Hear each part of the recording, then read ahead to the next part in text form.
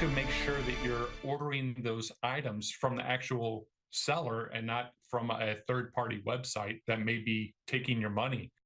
This week, we showed you just a few of more than 100 counterfeit luxury watches in a shipment Customs in Louisville seized. Customs and Border Protection says that is just one example of the millions in counterfeit items that are regularly caught each month.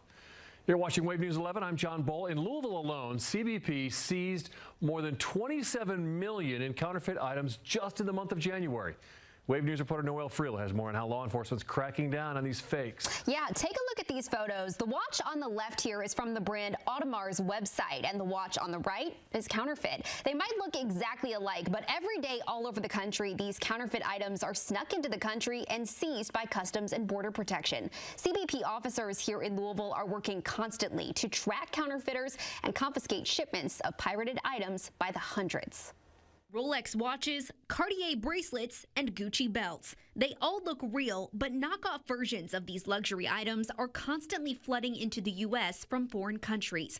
Hundreds of them at a time are caught at the Customs and Border Protection port in Louisville, located at Muhammad Ali International Airport. It happens across the nation, and every night we're seizing those types of items. This week, CBP officials seized a package labeled as women's yoga sweatpants. The package didn't contain athletic wear. Instead, officers found more than 100 counterfeit watches from brands like Rolex and 87 fake Louis Vuitton hats. If all the replicas had been sold at the same price point as the real products, these items would have been worth around $3 million. CBP officers are specially trained to tell if items are counterfeit, even if they look identical to the real thing. It's very difficult as a consumer to tell the difference. We have people that are actually industry trained. So the industry actually trains our officers on what security features to look for. In January alone, CBP seized 28 shipments of counterfeit jewelry in Louisville. Had the items been genuine, the shipments would have had a combined value of $27 million.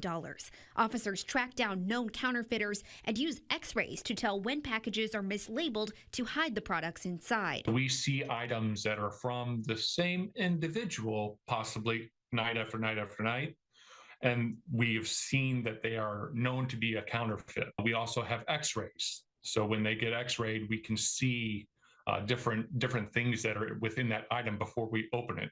Knockoff clothes and jewelry are one thing, but counterfeiting takes a dangerous turn when it comes to replicating cosmetics or even medication. Pharmaceuticals and cosmetics, that's something you're either putting on your skin or ingesting.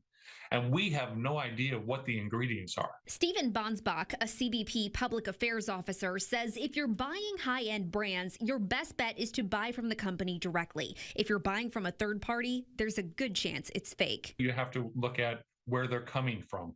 Obviously, if you're ordering a Rolex from Switzerland, you're not going to get it from China. While counterfeiting might seem like a victimless crime, it costs the companies that are being copied massive amounts of money, which trickles down to the workforce. Bonsbach says it's estimated that 750,000 jobs are lost each year in the U.S. because of pirated items. Noelle Friel, Wave News. Wow. Thanks, Noelle.